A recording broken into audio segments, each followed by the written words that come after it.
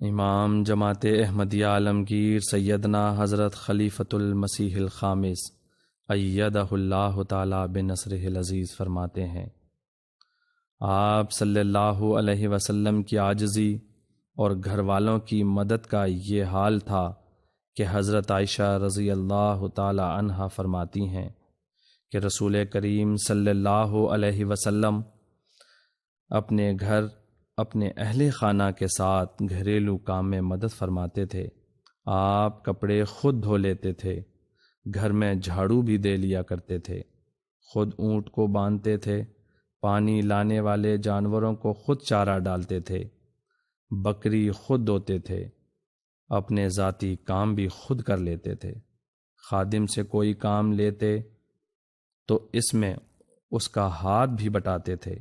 حتیٰ کہ اس کے ساتھ مل کر آٹا بھی گوندھ لیتے تھے۔ بازار سے اپنا سامان خود اٹھا کر لاتے۔